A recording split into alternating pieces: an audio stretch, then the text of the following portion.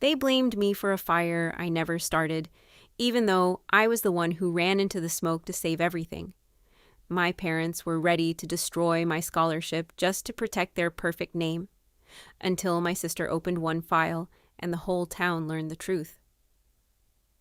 My name is Lenora Quillan, and I was 35 the afternoon my parents tried to make my little sister apologize for a fire she had actually tried to stop.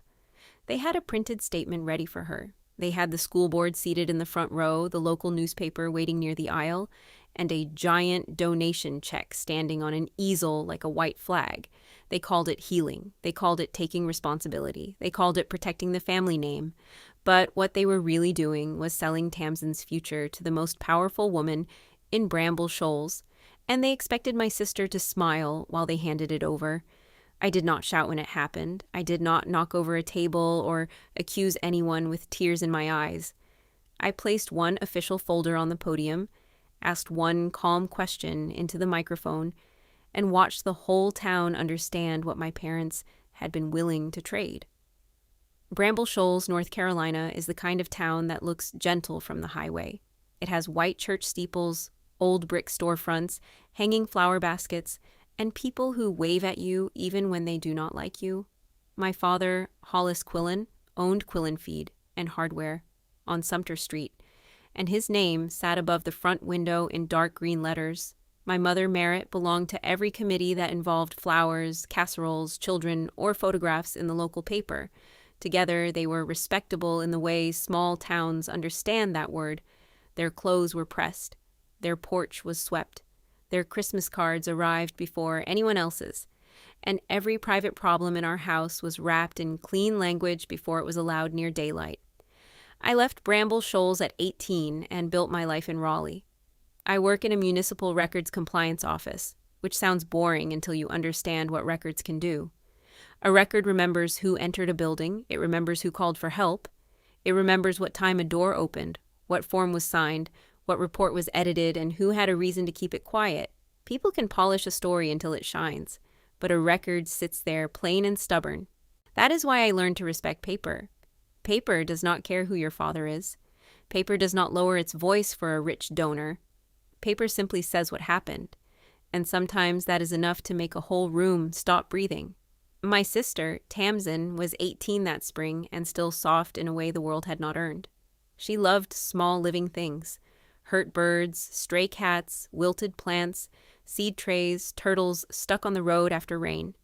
She had been volunteering at the high school greenhouse since she was 14, and she could name plants the way other girls named singers. In July, she was supposed to leave for Cedar Line College on a wildlife fellowship that covered nearly everything. She had the letter taped above her desk. I had seen it on a Sunday video call, crooked against the pale wall, and she had smiled like she was afraid to smile too much. That fellowship was not just school. It was a door. It was the first real door anyone in that house had left unlocked for her. The call came on a Tuesday night just after 10. My mother did not call late unless the house was on fire or someone had embarrassed her. I answered from my kitchen with a mug still warm in my hand, and before I could say hello, she said, "Your sister has made a terrible mess." Not, "Tamsen is hurt." Not, "There was an accident." A mess. That was the first thing she called it. I asked what happened, and she told me there had been a fire at the school greenhouse. Tamsen had been seen running from it after dark. People were already saying she started it because she did not want to leave town, because she was emotional, because girls like Tamsen were sweet until they snapped. My mother's voice was tight and bright, the voice she used when she had already decided the truth was less useful than the appearance of control. I drove down the next morning. The road into Bramble Shoals curved past soybean fields and low, wet ditches full of cattails. The closer I got, the heavier my hands felt on the wheel. At the gas station, the cashier looked at my card, saw my last name, and went quiet. At the bakery, 2 women stopped talking as soon as I stepped inside. By the time I reached my parents' house, I understood the story had already outrun the facts. That is how Bramble Shoals worked. A rumor did not need evidence. It only needed a porch, a parking lot, and a person willing to say, "Now, I do not know for sure, but I heard," Tamsen was in her room when I arrived. Her curtains were half closed and the air smelled like smoke and aloe cream. She sat on the edge of her bed with both hands wrapped in loose white gauze. Her hair still carried a faint burned smell, and there was a bruise along her jaw where she had slipped on the wet concrete outside the greenhouse. When she saw me, her mouth trembled, like she had been holding herself together with thread. I sat beside her and asked the only question nobody in that house seemed interested in asking. "Tell me what happened." She stared at her bandaged fingers for a long time. Then she said, "I saw smoke first." The truth came out slowly, in broken pieces. Tamsen had gone back to the school greenhouse because she had forgotten her notebook near the seed racks. It was after sunset, but volunteers had badge access until 9. When she reached the side path, she smelled smoke. The outside service gate near the storage shed was open, and there was orange light against the glass. She called 911 before she even opened the greenhouse door. Then she went inside because the biology rabbits were still in their cages near the back wall, and the sprinkler system had not started yet. She got 3 cages out, then went back for the emergency binder and the seed trays for the senior projects. By the time the first alarm reached campus security, she was already coughing so hard she could barely stand. Someone across the athletic field saw her come out through smoke and decided they were seeing guilt. My sister had ash on her dress, burns on her hands, and smoke in her lungs, and my parents were more worried about what the town had in its mouth. I asked if she had told them all of this. She nodded without looking at me. Mom said it sounded like an excuse.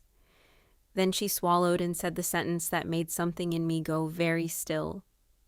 Dad said if I really loved this family, I would help close it clean. Close it clean, that was my father's phrase. He used it at the store when a supplier sent the wrong order and he wanted the customer calm before the facts were finished.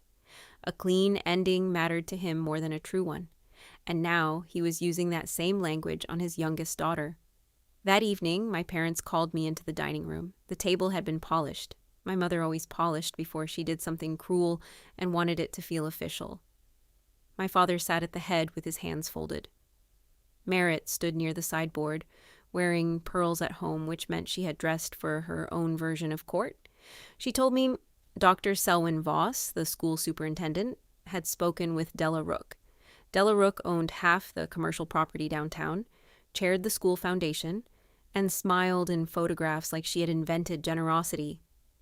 Her son Keaton was a senior, popular, careless, and protected by money in the way certain boys are protected before they ever know they need protection. There will be a restoration ceremony, my mother said. Della is donating the money to rebuild the greenhouse. Tamsen will make a short public apology. Nothing dramatic, just a simple statement about poor judgment and accepting consequences. I looked from her to my father. Poor judgment? I asked. She called 911. My father's mouth tightened. Lenora, this town does not want a complicated truth. It wants someone to stand up and take responsibility so everyone can move forward. Then he said Tamsen would take a year off before college. Just 1 year, he said, as if a year were a nap. She could work at the store, help with church projects, show the town she was sorry, and reapply later. I asked about the Cedarland Fellowship. My mother waved one hand as if scholarship letters grew on trees.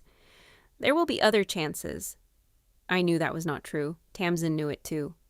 The fellowship was competitive and non-deferrable, unless there was medical necessity. A public admission tied to school damage could end it. My father was running for county commissioner that fall, and a scandal with the Quillan name attached to burned school property would stain every yard sign he had paid for. Della's donation would make the school look saved. Tamsen's apology would make the Rooks look generous, and the Quillans look disciplined. Everyone would get a clean story except the girl who had actually run toward the smoke. I tried the gentle way first. I told them Tamsen should not sign anything, read anything, or accept blame for something she did not do. I said an apology can become a record. I said words spoken in front of a school board and a newspaper do not disappear just because a mother wants them to. My father leaned back and looked tired of me in that old familiar way. "In this town," he said, "a clean ending matters more than a perfect truth." My mother's face softened, but not with kindness. "Your sister can survive disappointment," she said. "This family cannot survive disgrace." That was when the title of the whole ugly thing became clear in my mind. They were not confused. They were not panicking. They were making a trade. If you have ever watched a quiet person get blamed because they were easier to control than the truth, you already know the feeling that came over me then. It was not loud anger. It was something colder and cleaner. At work, I had seen how institutions protect themselves. They use soft words. They say process. They say healing. They say community. They say moving forward. But underneath all that language, somebody is usually being asked to carry a weight that does not belong to them. My sister was being handed a public lie and told to hold it like a family heirloom. So I stopped arguing like a daughter and started thinking like the woman I had become. The hidden part of the deal came out the next afternoon through the half-open kitchen window. My mother was outside near the hydrangeas with Della Rook, and I was in the pantry looking for coffee filters. I heard Della say Keaton's name first. Her voice was low, smooth, and annoyed, not frightened. She said boys make foolish choices when they are restless. She said the service gate should not have been open, and those security logs were school property, not public entertainment. My mother said Tamsen was willing to help settle things. Della answered, "Good. Then my donation can be presented as part of the healing, and everyone can stop digging." There it was. Not an accident. Not charity. A purchase. Keaton Rook had been near that greenhouse before the fire, and everyone with power in town had decided the safer story was my sister. I did not step outside. I did not show my face. I stood very still with a paper coffee filter bent in my hand and listened to two mothers discuss my sister's future as if it were a stain on a tablecloth. Della wanted her son's name out of the fire. My parents wanted their name out of the gossip. Dr. Voss wanted the school safe from a messy investigation. The donation check would cover the broken glass, and Tamsen's apology would cover the broken truth. My sister was not the mistake they were fixing. She was the receipt they were willing to hand over. The next morning, I drove to Raleigh and went straight to my office, where I knew how to ask for things properly. I filed records requests for the fire marshal's preliminary report, the 911 call timestamp, the school incident summary, and any access logs tied to the greenhouse gates and volunteer badges. I also called Cedarline and asked for the fellowship conduct language in writing. I did not say my sister's name at first. I asked general questions because general questions often get cleaner answers. By the end of the day, I had learned what my parents had not bothered to learn. Tamsen's scholarship could be withdrawn if she accepted responsibility for intentional or reckless damage to school property. A public statement could be used as supporting evidence. A girl who had earned her way out of Bramble Shoals could lose it because her parents wanted the town to clap at a ceremony. The records arrived in pieces over the next week. Some were dull, some were blurry scans. Some had too many blank spaces, but together they made a shape no polished lie could survive. The 911 call from Tamsen's phone came in at 8:41 p.m. The campus security alarm registered at 8:46. Her volunteer badge opened the greenhouse door at 8:43. That meant she called for help before she entered. The service gate code had been used at 8:31, 10 minutes before her call. It was not Tamsen's code. It was a family donor code assigned for Rook Foundation maintenance access during a previous school fundraiser. The fire marshal's report placed the likely start point outside the greenhouse, near the storage shed by that same service gate. Not inside by the student plants, not near the rabbit cages. Outside. I read the report 3 times sitting alone at my kitchen table in Raleigh. The truth was not dramatic. It did not wear a cape. It was just time, sequence, and location. But those 3 things were enough. Tamsen had entered after the fire began. She had called for help before anyone else did, and the code tied to Della Rook's circle had opened the gate before the smoke reached the glass. I called Arden Pike, the fire marshal, and asked him carefully if his preliminary findings had changed. He sounded tired. "Reports say what they say, Ms. Quillan," he told me. "Whether people read them is another matter." I asked if he would be at the restoration ceremony. There was a pause. Then he said, "I was invited." I thanked him and hung up, knowing he was not going to lie if the truth was placed directly in front of him. I came back to Bramble Shoals 2 days before the ceremony and found Tamsen in the backyard, sitting on the steps with her scholarship letter folded in her lap. She had stopped talking about Cedarland. That frightened me more than crying would have. When hope goes quiet, it is already halfway buried. I sat beside her and asked what they wanted her to say. She took a printed statement from her pocket. It was written in my mother's voice and Dr. Voss's language. "I accept responsibility for my actions. I understand my poor judgment hurt the school community. I am grateful for the chance to rebuild trust." I could barely look at it. Every sentence was a little cage. Every word was designed to make her sound guilty without saying the fire was intentional. It was clever. It was disgusting. I handed it back and gave her a blank sheet of paper. "Now write what you would say if you were not scared."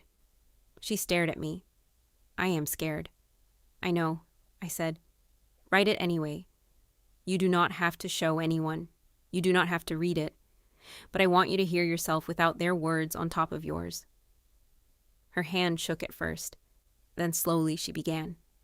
I did not look over her shoulder. I watched the backyard instead.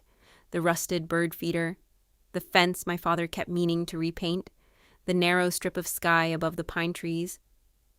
When she finished, she folded the paper small and held it in both hands. She looked younger and older at the same time. "I don't know if I can say it out loud," she whispered. I told her she did not have to know yet. She only had to know the words belonged to her. The night before the ceremony, I gave my parents one last chance. I set copies of the scholarship language on the dining table and explained what the apology could cost her. My father looked at the pages but did not pick them up. My mother did not even look. I told them the report did not support blaming Tamsen. I told them the gate log raised questions about Keaton Rook. My father's face changed when I said Keaton's name, and that told me he already knew. "You need to be careful," he said. Not, "Is that true?" Not, "What did they do?" Just careful. My mother said Della Rook had been good to this town. I said Tamsen had been good too. My mother's eyes hardened. "Do not ruin tomorrow," she said. "Your sister is going to stand up, read what she needs to read, and this family is going to move forward." I slept badly in my childhood room, listening to the old pipes knock in the walls. For a while, I wondered if I had the right to do what I was about to do. That question matters. It is easy to become another person, making choices for a quiet girl while telling yourself you are helping. I did not want to replace my parents' control with my own. So I made myself a rule in the dark. I would not speak Tamsen's answer for her. I would not drag her to the microphone. I would not announce what she wanted. I would only put the true records in the public room where the lie was supposed to become official. Then I would step back. The door would open. Whether she walked through it had to be hers. The ceremony was held in the school auditorium at 2 on Saturday. They had decorated the stage with fern baskets and a framed photograph of the old greenhouse before the fire. The donation check stood near the podium, made out for an amount large enough to impress people who liked large numbers. Della Rook sat in the front row in a cream suit, her legs crossed, her expression peaceful. Keaton slouched beside her, clean-shaven and bored, scrolling on his phone like the day had nothing to do with him. Dr. Selwyn Voss moved around with a clipboard and a nervous smile. Arden Pike stood near the side wall in his fire department uniform, quiet as a nail. My father shook hands in the aisle like he was already campaigning. My mother kept touching Tamsen's elbow, guiding her, arranging her, presenting her. The whole town had come to watch my sister become responsible for something she had not done. Mrs. Bexley Harrow was there with her notebook-sized purse and her sharp little eyes. 2 school board members sat together whispering. A reporter from the Bramble Shoals Ledger checked her camera. Parents, teachers, church ladies, campaign donors, people who had never once asked Tamsen if she was okay, all settled into their seats with kind faces and hungry attention. They thought they had come to witness an apology. My parents thought the room would wash the shame off the Quillan name. Della thought the check would buy silence with applause. I sat 3 rows back with an official folder on my lap and felt strangely calm. Dr. Voss opened with polished words about resilience and community healing. My father spoke next. He talked about accountability, family values, and how proud he was that Bramble Shoals knew how to come together after hardship. He did not look at Tamsen when he said hardship. Della followed him to the podium and promised that the Rook Foundation would rebuild the greenhouse better than before. People clapped. Keaton did not. My mother dabbed at the corner of her eye, performing sorrow beautifully. Then Dr. Voss smiled toward my sister and said, Tamsen Quillan would like to offer a few words to the school community. Tamsen stood. Her printed apology shook in her hands. She walked to the microphone in a pale blue dress my mother had chosen because it looked innocent in photographs. For one terrible second, I saw the whole future closing around her. Cedar Line lost, her name tied to a fire, a year at home becoming 2, 2 becoming forever, the town forgiving her for a sin she never committed because forgiveness made them feel generous. She unfolded the statement. Her mouth opened. Nothing came out. The auditorium waited with soft, expectant pity. My mother's smile tightened. Dr. Voss shifted his weight. Della looked at her watch. I stood before Tamsen could force out the first lie.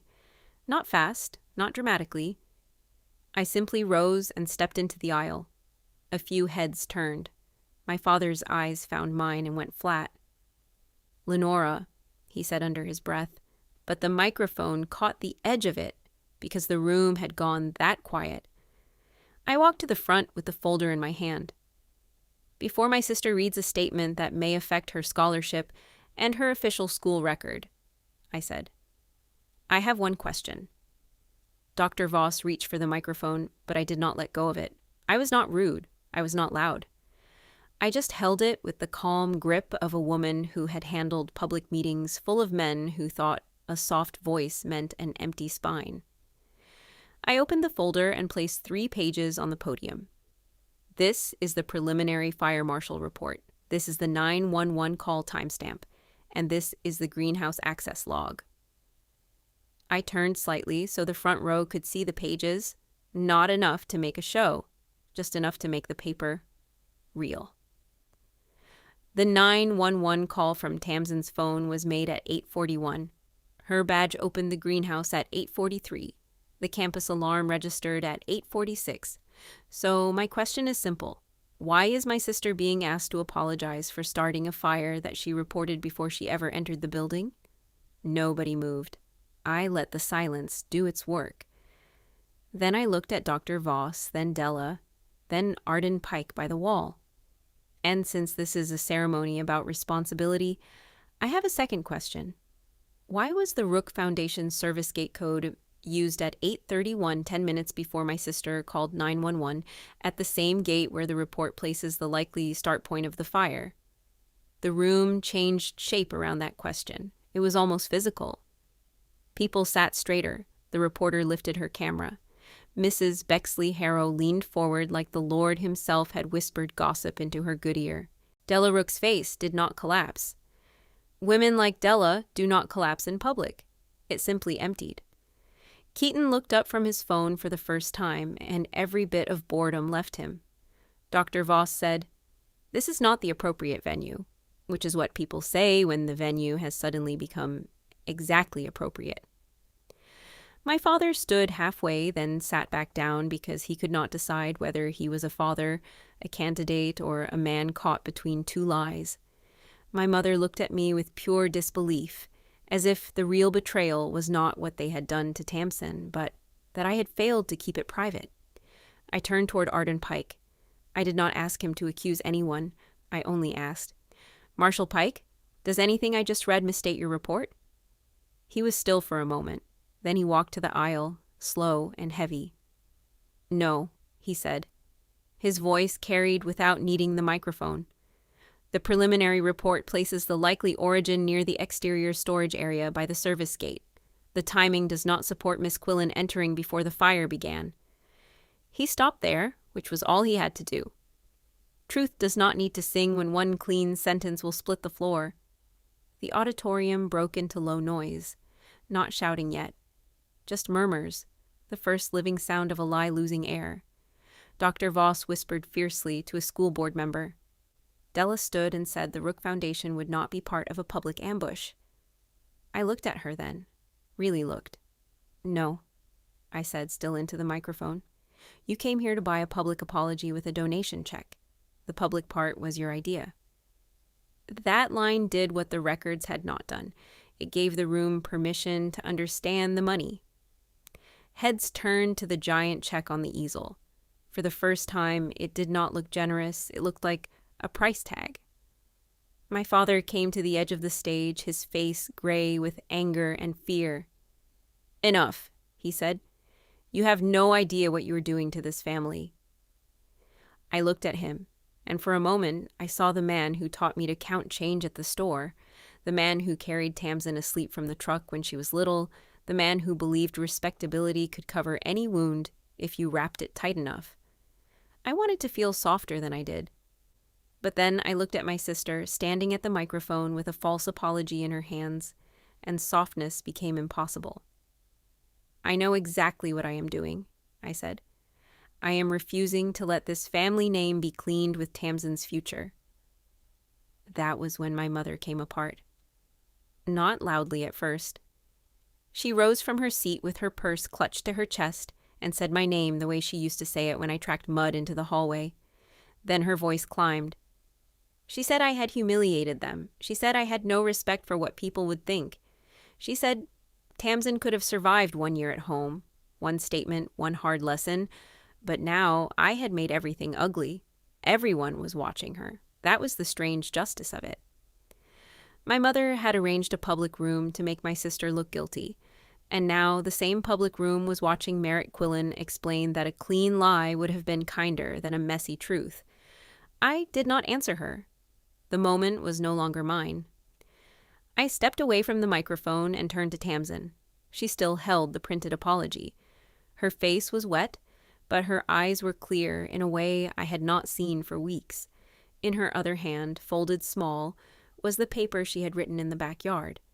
She looked at our parents. She looked at Della.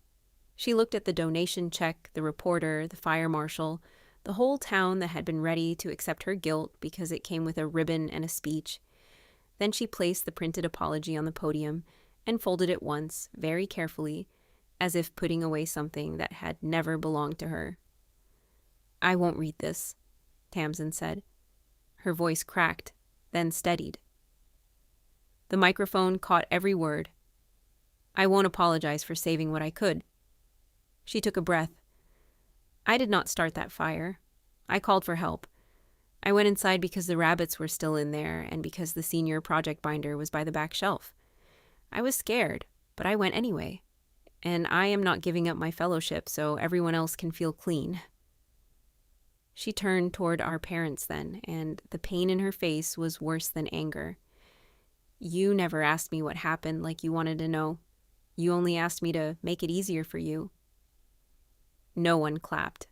That would have been too simple. The room sat with it. Sometimes silence is not emptiness. Sometimes silence is 100 people realizing they have been part of something wrong. Arden Pike removed his cap. The reporter wrote so fast her pen scratched. Mrs. Bexley Harrow covered her mouth, but her eyes were bright with the awful satisfaction of a true story replacing a false one. Dr. Voss stepped back from the podium as if it had become hot. Della took Keaton by the arm and pulled him toward the side exit, but not before half the room saw his face. Fear makes even rich boys look young. The ceremony ended without anyone announcing it. People stood in awkward waves. The donation check remained on its easel, huge and useless. My father did not shake another hand.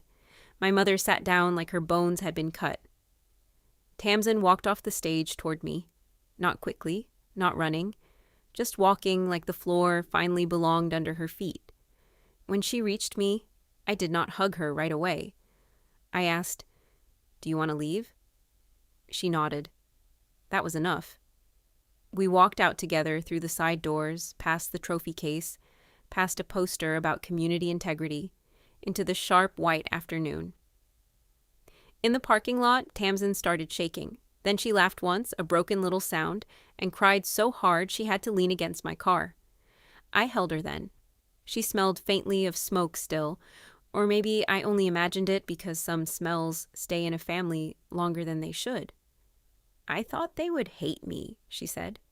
Some of them might, I told her. But they were going to let you hate yourself. That was worse. She wiped her face with the back of her hand and looked at the school building. I said it. You did, I said. Not me, you. She nodded like that mattered. Because it did. The fallout did not come all at once. In Bramble Shoals, truth travels slower than rumor, but when it finally arrives, it brings furniture. The Ledger ran a careful article on Monday with the headline, "Questions Raised After Greenhouse Ceremony." By Wednesday, the questions had names. The school board requested a full review of the access logs. Della Rook withdrew the donation, which made her look less like a benefactor and more like a woman leaving a table after the cards turned over. Keaton's friends began remembering things they had forgotten: a bottle, a dare, smoke near the service shed. The investigation moved at the pace of official caution, but it moved. My father's campaign did not survive the week. He did not lose because of a fire. He lost because the town had watched him stand behind a false apology for his own daughter while calling it family values.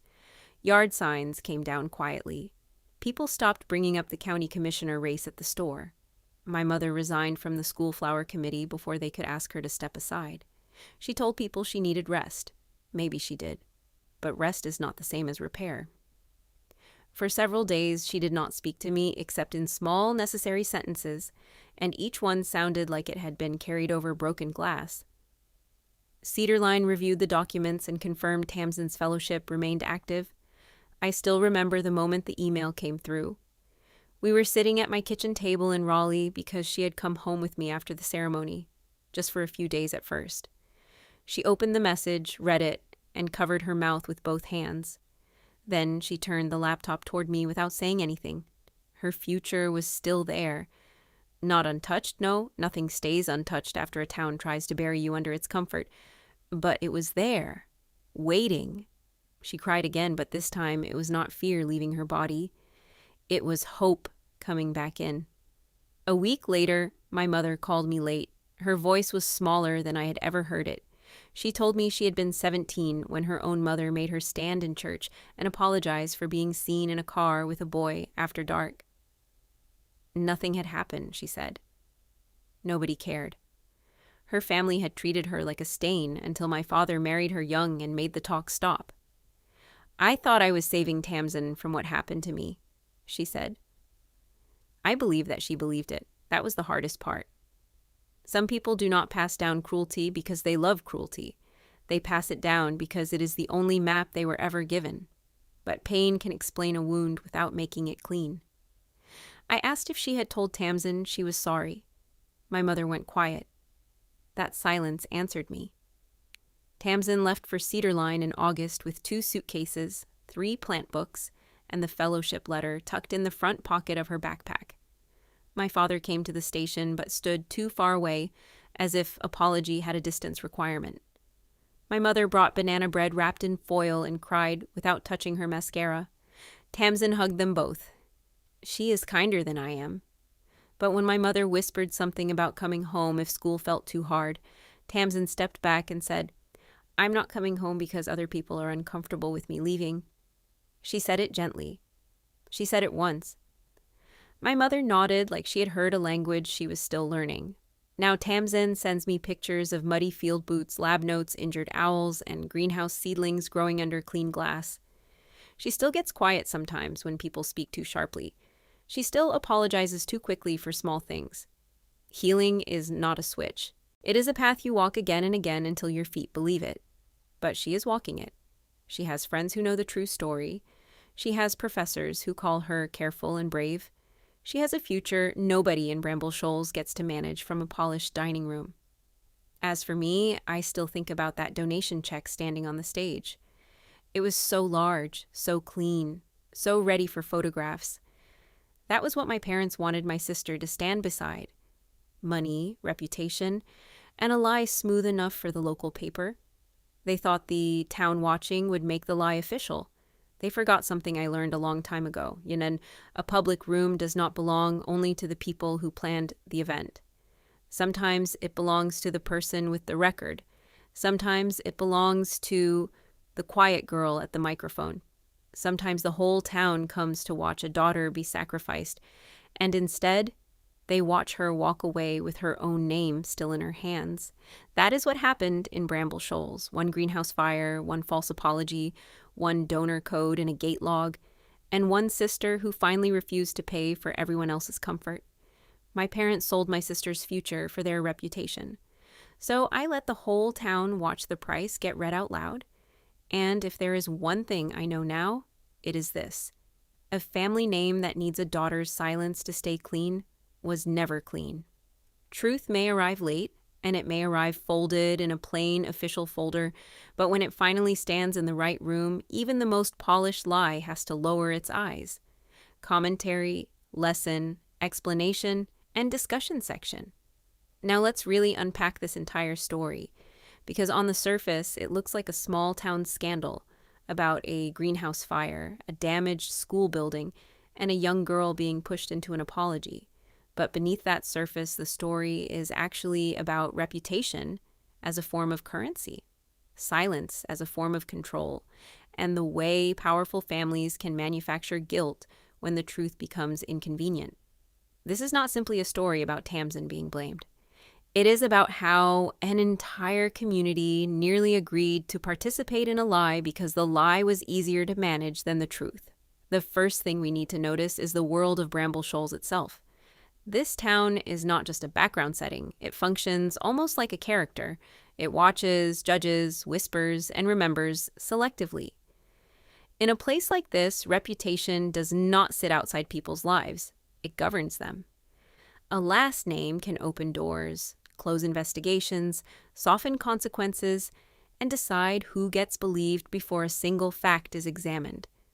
That is why Tamsen's situation becomes dangerous so quickly.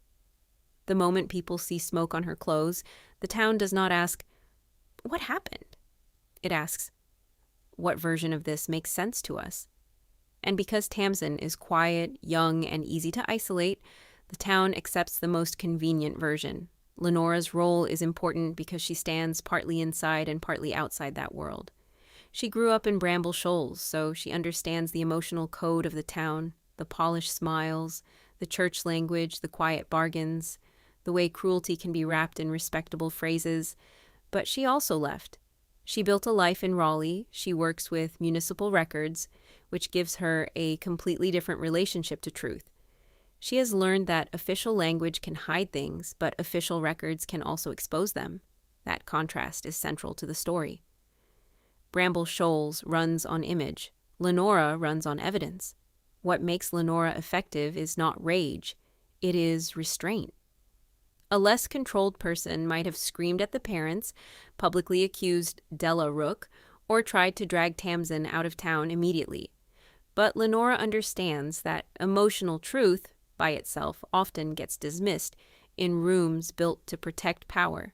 She knows that if she wants to break the lie, she needs something harder than anger. She needs sequence. She needs timestamps. She needs access logs. She needs a question so precise that nobody can comfortably step around it. This is why the confrontation works. She does not arrive with chaos. She arrives with documentation. Tamsen's innocence is not written in a sentimental way. She is gentle, yes, but she is not merely helpless. Her gentleness is active. She runs toward the greenhouse because living things are trapped inside. She calls 911 before entering. She saves what she can. That is moral courage. But the tragedy is that her courage is immediately misread as guilt because she is not socially powerful enough to define her own actions. This is one of the most painful patterns in the story. The person who actually responds to the crisis is the person chosen to absorb the blame. That dynamic happens in real life more often than people want to admit. The person who stays, helps, cleans up, explains, apologizes, or tries to reduce damage often becomes the easiest target. Why? Because they are present, because they care, because they are less likely to fight dirty. Tamsen becomes vulnerable not because she did something wrong, but because she did something right in a community that prefers clean narratives over complicated integrity. The parents, Merritt and Hollis, are not cartoon villains. That makes them more disturbing. They do not believe they are selling their daughter's future. They believe they are managing a crisis. They believe they are preventing disgrace. And that is exactly what makes their behavior so dangerous. The cruelest family decisions are often made by people using the language of protection. This is for the family. This will calm everyone down. You can recover from this. It is only 1 year. These phrases sound practical, but underneath them is a brutal calculation. Tamsen's future is considered negotiable, while the family reputation is considered sacred. Hollis is especially revealing because his morality is tied to public approval. He wants to be seen as honorable more than he wants to act honorably. His campaign for county commissioner is not just a plot detail, it is a symbol of the kind of respectability he worships. He wants the town to trust him, but when his own daughter needs him to stand beside the truth, he chooses optics. That contradiction destroys him. The public does not turn against him merely because of the fire. They turn against him because they witness the gap between his public values and his private choices. Merritt's character is more emotionally complex, but not more innocent. Her later confession tells us she once survived a similar kind of public shame. She was trained to believe that a controlled sacrifice is better than uncontrolled gossip. In her mind, she is repeating the only survival strategy she knows. But that is the tragedy of inherited damage. What one generation calls survival, the next generation may experience as suffocation. Merritt's trauma explains the shape of her fear, but it does not absolve her of what she nearly does to Tamsen. Understanding is not the same as forgiveness. Explanation is not exoneration. Della Rook represents a colder, more deliberate form of power. Unlike Merritt, she is not acting from panic. She is acting from strategy. She knows how money changes the moral atmosphere of a room. A donation check can make people grateful. A public ceremony can make questions feel rude. A polished speech can turn suspicion into healing. Della uses generosity as camouflage. That is why the large donation check is such an effective symbol. It looks charitable, but once Lenora reveals the timeline, the check stops looking like help and starts looking like hush money. Keaton, meanwhile, represents entitlement without depth. He does not need to dominate the room because the room has already been arranged around him. That is privilege at its most casual.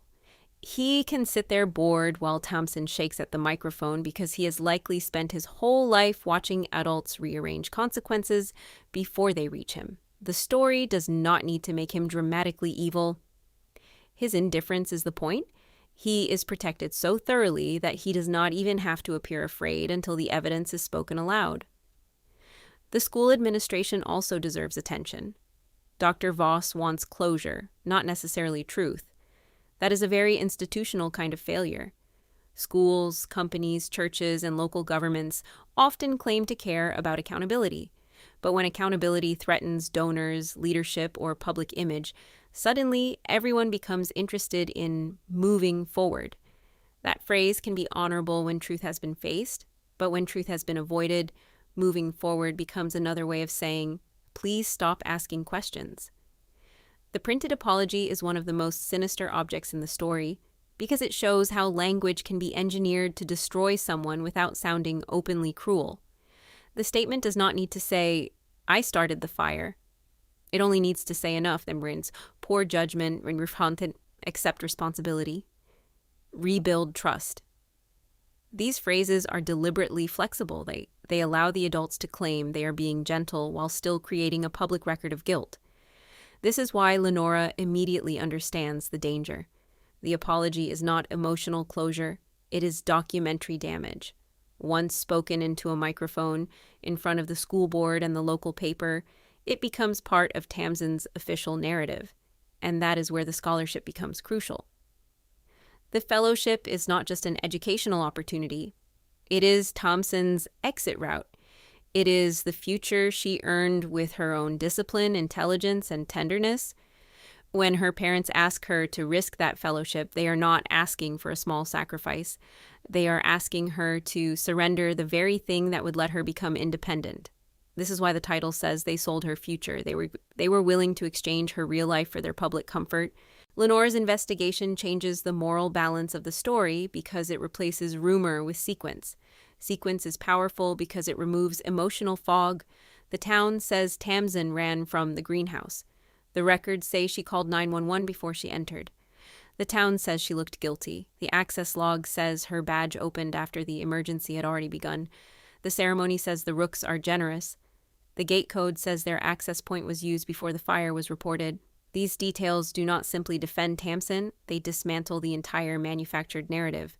The most elegant part of Lenora's confrontation is that she does not overreach. She does not stand up and scream, "Keaton started the fire." She asks why Tamsen is being asked to apologize when the official timeline contradicts the accusation. Then she asks why the Rook Foundation gate code was used before the fire was reported. That is sophisticated confrontation. She leaves the room no easy way to dismiss her as emotional, dramatic, or bitter. She forces the powerful people to face the records in front of the very audience they gathered to validate their lie. The ceremony itself is a brilliant reversal. Della, Merritt, Hollis, and Dr. Voss believe they control the frame. They choose the stage. They choose the audience. They choose the language. They choose the symbolic objects, the check, the podium, the prepared statement, the public applause. But Lenora understands that a stage can betray the person who built it. Once truth enters that space, the audience becomes a witness instead of a shield. The same town that was supposed to watch Tamsen confess now watches the adults lose control of the narrative. This is why the line, "So I let the whole town watch," matters. It is not petty revenge. It is narrative justice. The lie was public, so the correction had to be public. Tamsen's humiliation was scheduled, staged, and photographed in advance. Lenora does not create the public exposure. She redirects it towards the people who engineered the lie. That distinction is morally important. She is not exploiting a private mistake. She is preventing a public injustice. The fire marshal, Arden Pike, plays a quiet but essential role. He does not rescue the scene with a dramatic speech. He simply confirms that Lenora has not misstated the report. That single confirmation matters because it moves the confrontation from family conflict into official reality. Suddenly, this is not just an older sister defending a younger sister. It is a documented contradiction supported by the person responsible for the fire investigation. That is enough. Sometimes justice does not require a long speech from every decent person in the room.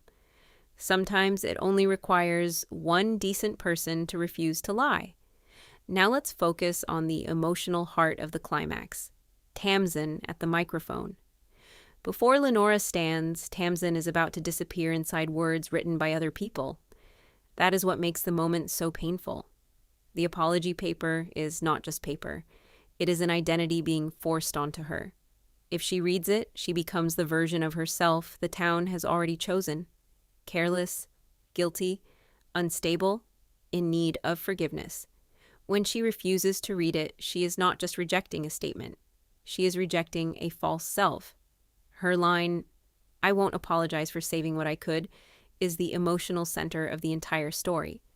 That sentence transforms the meaning of her actions. The adults tried to frame her as the cause of damage. She names herself as someone who responded to danger. That is a profound shift. She does not beg the town to believe her. She does not collapse into explanation. She states the truth with enough clarity to reclaim her own moral position. This is also where Lenora's restraint becomes meaningful. She opens the door, but she does not walk through it for Tamsen. That is the difference between support and control.